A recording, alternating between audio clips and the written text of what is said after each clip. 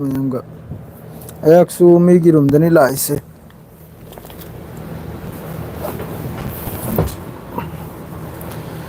ꯑꯩꯁꯨ ꯍꯧꯖꯤꯛ ꯃꯐꯝ ꯈꯛꯇꯅꯕ ꯂꯥꯞ ꯌꯥꯕ ꯑꯩꯅ ꯂꯩꯔꯤꯁꯦ ꯅꯛꯁꯤ ꯑꯗꯨꯅꯅꯦ ꯑꯩ ꯄꯥꯎ ꯂꯥꯡ ꯄꯤꯕ ꯉꯝꯈꯤꯗ꯭ꯔꯤꯕꯁꯦ ꯊꯣꯛꯂꯛꯄ ꯉꯝꯈꯤꯗ꯭ꯔꯤꯁꯦ ꯑꯗꯨꯅꯅꯤ ꯊꯣꯛꯅ ꯂꯥꯞꯈ꯭ꯔꯕ ꯃꯐꯝꯗꯅꯤ ꯑꯗꯣꯝꯄꯨ ꯉꯍꯥꯛꯇꯪ ꯊꯣꯛꯂꯛꯏꯕꯅꯤ ꯃꯌꯥꯝꯒ ꯄꯥꯎ ꯂꯥꯡꯁꯦ ꯐꯥꯎꯅ ꯃꯈꯣꯟ ꯂꯥꯛꯄ꯭ꯔꯥ ꯃꯈꯣꯟ ꯂꯥꯛꯑꯗꯤ ꯂꯥꯛꯑꯦ ꯍꯥꯏꯔꯣ ꯂꯥꯛꯇ꯭ꯔꯗꯤ ꯂꯥꯛꯇꯦ ꯍꯥꯏꯔꯛꯑꯣ ꯈꯣꯟꯖꯦꯜ ꯂꯥꯛꯄ꯭ꯔꯣ ꯈꯣꯟꯖꯦꯜ ꯂꯥꯛꯄ꯭ꯔꯣ ꯈꯣꯟꯖꯦꯜ ꯂꯥꯛꯄ꯭ꯔꯣ ꯈꯣꯟꯖꯦꯜ ꯂꯥꯛꯄ꯭ꯔꯣ hello hello mike testing hello ꯅꯨꯡꯉꯥꯏꯕ ꯄꯥꯎ ꯑꯃ ꯑꯥꯏ ꯗꯤ ꯑꯦꯐꯀꯤ ꯂꯥꯟꯃꯤ ꯑꯃ ꯉꯁꯤ ꯈꯥꯟ ꯌꯨꯅꯨꯁꯇ ꯃꯊꯛ ꯀꯥꯈ꯭ꯔꯦ ꯑꯗꯨꯅꯤ ꯕ꯭ꯔꯦꯀꯤꯡ ꯍꯥꯏꯕꯕꯨ ꯃꯤ ꯑꯅꯤ ꯃꯌꯥꯝ ꯁꯥꯊꯤꯅ ꯃꯤ ꯑꯍꯨꯝꯅꯤ ꯑꯄꯨꯟꯕꯗ ꯑꯍꯨꯝꯁꯤꯗ ꯑꯃꯗꯤ ꯃꯊꯛ ꯀꯥꯈ꯭ꯔꯦ ꯑꯅꯤ ꯑꯃꯁꯨ ꯃꯊꯛ ꯀꯥꯕꯒꯤ ꯆꯥꯟꯁ ꯂꯩ ꯃꯤꯑꯣꯏ ꯑꯅꯤ ꯑꯃꯁꯨ ꯑꯍꯨꯝꯅꯤ ꯌꯥꯝ ꯁꯥꯊꯤꯅ ꯈꯥꯟ ꯌꯨꯅꯤꯁꯇꯜ ꯀꯥꯁꯤꯝ ꯕ꯭ꯔꯤꯒꯦꯗꯀꯤ ꯇꯔꯞꯇꯒꯤ ꯂꯥꯟ ꯇꯧꯔꯗꯨꯅ ꯍꯧꯖꯤꯛ ꯌꯥꯝ ꯁꯥꯊꯤꯅ ꯒꯥꯖꯥ ꯃꯅꯨꯡꯗ ꯌꯥꯝꯅ ꯅꯍꯤ ꯂꯥꯏꯐꯁꯦ ꯁꯥꯡꯍꯜꯂꯣꯏꯒꯦꯀꯣ ꯀꯝ ꯁꯦ ꯀꯝ 15 ꯃꯤꯅꯤꯠ 20 ꯃꯤꯅꯤꯠ ꯆꯥꯛ ꯆꯥꯗ꯭ꯔꯤ ꯏꯇꯥꯎ ꯑꯥꯂꯨ ꯏꯔꯣꯜꯒꯅꯦꯅ ꯇꯧꯔꯤ ꯑꯩ ꯈꯔ ꯂꯥꯞꯄꯤ ꯂꯥꯛꯀꯦꯁꯦ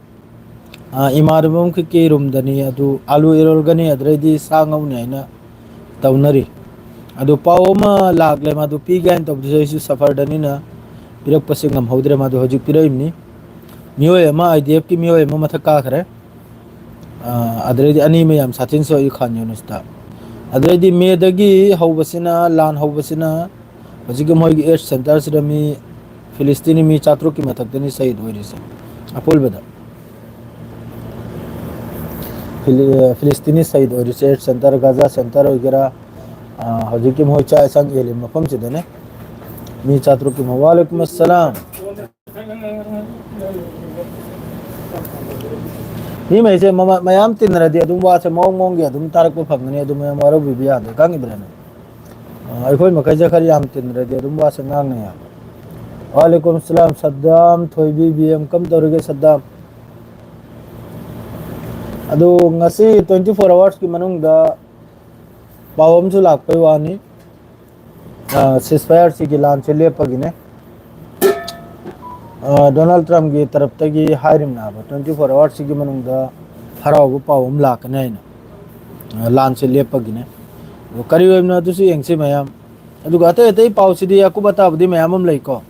ꯑꯗꯣ ꯑꯀꯨꯞ ꯑꯇꯥꯗꯨꯗꯤ ꯑꯗꯨ ꯂꯤꯔꯀꯥꯟꯗꯦ ꯃꯦꯟ ꯑꯣꯏꯕꯗꯨꯗ ꯑꯗꯨꯝ ꯍꯥꯏꯔꯒ ꯆꯠꯀꯅꯤꯕꯅꯤ ꯁꯤꯗ ꯃꯌꯥꯝ ꯑꯃ ꯁꯥꯎꯗꯤ ꯑꯔꯕꯀꯤꯁꯨ ꯄꯥꯎ ꯈꯔ ꯑꯃ ꯂꯩ ꯂꯦꯕꯅꯟꯒꯤꯁꯨ ꯄꯥꯎ ꯈꯔ ꯑꯃ ꯂꯩ ꯁꯤꯔꯤꯌꯥꯒꯤꯁꯨ ꯄꯥꯎ ꯈꯔ ꯑꯃ ꯂꯩ ꯂꯣꯏꯅ ꯑꯀꯨꯞ ꯑꯇꯥ ꯉꯥꯛꯇꯅꯦ ꯑꯗꯨ ꯃꯈꯩꯗꯨ ꯊꯥꯖꯤꯜꯂꯦ ꯀꯔꯤꯝꯇ ꯀꯥꯟꯅꯗꯦ ꯑꯃꯦꯔꯤꯀꯥꯗ ꯃꯩ ꯆꯥꯛꯄꯗꯣ ꯍꯧꯖꯤꯛꯐꯥꯎ ꯀꯟꯇ꯭ꯔꯣꯜ ꯑꯣꯏꯗ꯭ꯔꯤ ꯀꯦꯂꯤꯐꯣꯔꯅꯤꯌꯥꯗꯅꯤ ꯆꯥꯛꯏꯗꯣ ꯌꯥꯝ ꯁꯥꯊꯤꯅ ꯃꯈꯣꯏꯒꯤ ꯌꯥꯝ ꯁꯥꯊꯤꯅ ꯃꯥꯡꯕ ꯑꯜꯂꯥꯍꯒꯤ ꯇꯔꯞꯇꯒꯤ ꯑꯖꯥꯕ ꯍꯥꯏꯕꯗꯣ ꯑꯗꯨꯗ ꯇꯥꯔꯦ ꯌꯥꯝ ꯁꯥꯊꯤꯅ ꯆꯥꯛꯂꯦ ꯌꯥꯝ ꯁꯥꯊꯤꯅ ꯀꯦꯂꯤꯐꯣꯔꯅꯤꯌꯥ ꯃꯥꯗ꯭ꯔꯦ ꯃꯈꯣꯏ ꯍꯧꯖꯤꯛ ꯃꯊꯛꯇꯒꯤꯁꯨ ꯃꯈꯥꯗꯒꯤꯁꯨ ꯖꯃꯤꯟꯒꯤ ꯇꯔꯞꯇꯒꯤꯁꯨ ꯃꯊꯛꯀꯤ ꯇꯔꯞꯇꯒꯤꯁꯨ ꯌꯥꯝꯅ ꯀꯟꯅ ꯃꯨꯊꯠꯄꯒꯤ ꯌꯥꯝꯅ ꯀꯟꯅ ꯍꯣꯠꯅꯔꯦꯕ ꯑꯗꯨꯕꯨ ꯍꯧꯖꯤꯛꯐꯥꯎ ꯀꯟꯇ꯭ꯔꯣꯜ ꯑꯣꯏꯗ꯭ꯔꯤ ꯍꯧꯖꯤꯛ ꯐꯥꯎꯕ ꯀꯟꯇ꯭ꯔꯣꯜ ꯑꯣꯏꯗ꯭ꯔꯤ ꯀꯅꯥꯅꯣ ꯀꯣꯃꯦꯟ ꯑꯃ ꯇꯧꯔꯛꯏꯁꯦ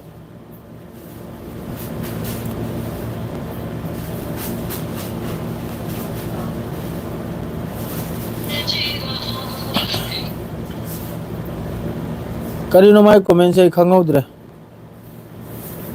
ꯅꯠꯇ ꯄꯥꯗꯕ ꯇꯧꯔꯛꯀꯅꯨꯗ ꯃꯈꯣꯏꯒꯤ ꯑꯜꯂꯥꯍꯒꯤ ꯇꯔꯞꯇꯒꯤ ꯑꯖꯥꯕꯅꯤ ꯑꯜꯂꯥꯍꯒꯤ ꯇꯔꯞꯇꯒꯤ ꯑꯖꯥꯕꯅꯤ ꯌꯥꯝ ꯁꯥꯊꯤꯅ ꯆꯥꯛꯂꯛꯈꯤꯅꯤꯗ ꯈꯖꯤꯛꯇ ꯅꯠꯇꯦ ꯌꯥꯝ ꯁꯥꯊꯤꯅ ꯆꯥꯛꯂꯛꯈꯤꯅꯤ ꯍꯟꯗꯛ ꯃꯔꯛꯁꯤꯗ ꯃꯈꯣꯏꯅ ꯇꯧꯈ꯭ꯔꯤꯁꯤꯗꯤ ꯌꯥꯝ ꯁꯥꯊꯤꯔꯝꯅꯤꯀꯣ ꯑꯗꯨ ꯇꯜꯂ ꯑꯗꯨꯝ ꯆꯥꯛꯂꯛꯀꯗꯧꯔꯤꯕꯅꯤ ꯃꯑꯣꯡ ꯃꯑꯣꯡꯒꯤ ꯑꯗꯨꯝ ꯄꯥꯎꯁꯦ ꯑꯗꯨꯝ ꯇꯥꯔꯛꯈꯤꯅ ꯑꯗꯣ ꯍꯧꯖꯤꯛ ꯍꯥꯏꯕꯕꯨ ꯂꯩꯔꯤꯕ ꯕ꯭ꯔꯤꯒꯦꯗ ꯃꯈꯩꯁꯨ ꯍꯧꯖꯤꯛ ꯒꯖꯥ ꯃꯅꯨꯡꯗ ꯌꯥꯝ ꯁꯥꯊꯤꯅ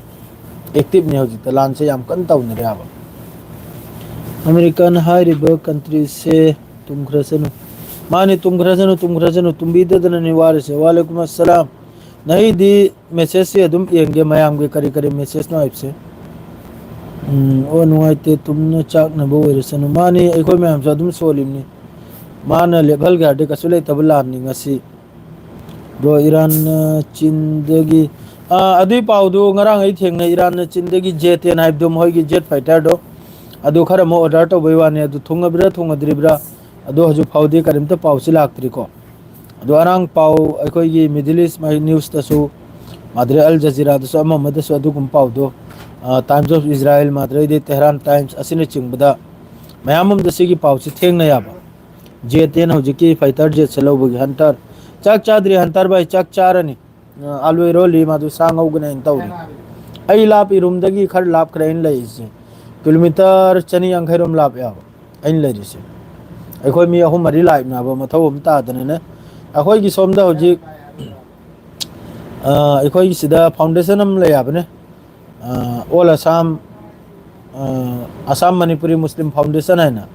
अदुगी मथौ खर तादने अखोय सोमदा अखोय मी मरी मंगा हौनरेगा मी खर खोम गाइन लापनाबा खर अलापदनाबा खजिक्तंग अखोय की तबलीग तौबदा दुई मोंगदने तौरेगा अखोय ग्रुप से हौजिकपुदी काबग्या मी क्या मी अखोय ग्रुप से यामब्रे चनिया कई चौमोनिरा मी चनिया कई चौम लोम नाबने तो खजिक्तंग फाइरेंग नबो खजिक्तंग यावरे अदुसु अखोरमदा अखोय ग्रुप से चंगलक नबो खोलक नबाइना दुगी तबलीग तौबई मोंगदो लापनाबा याम करी लमनो अमता हाइबियु खंगदबगी हंगबनी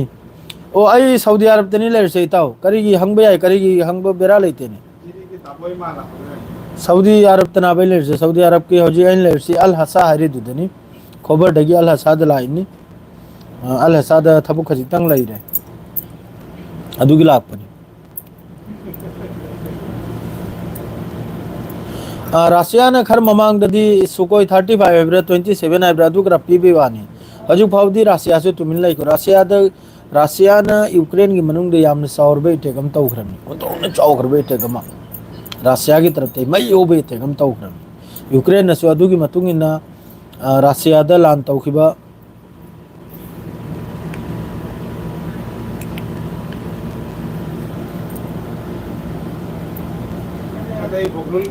SU-35 तो रशिया की तरफ से पी गदोरमी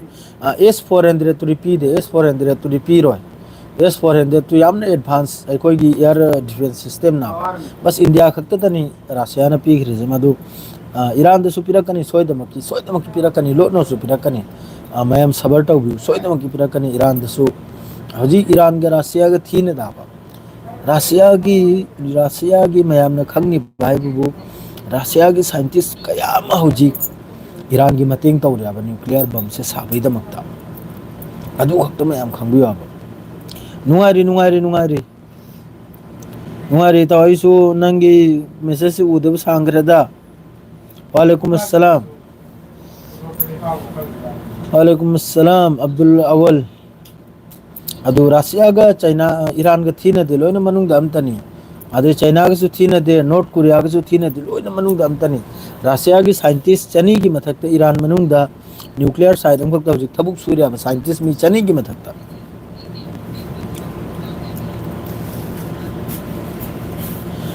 ईरान इजराइल दा लान तौखि मतम से ईरान ने कनाम देते मतेंग लौकी दे बस रशिया ने मखोय इनपुट खरपी साइ लान तौर कोई मरम से दने इनपुट खरपी याबा अदुगा अतोप करीमत मतेंग तौखि दे ईरान इजराइल की मथक लान ताखरी दो ईरान की महा की कैपेसिटी नहीं महा की पावर नहीं महा की मिसाइल पावर महा की कनुम पावर ना खंगी ब्रने कनाम ते मतेंग लौबे यहोद्रे के लान लेपना हाल खराब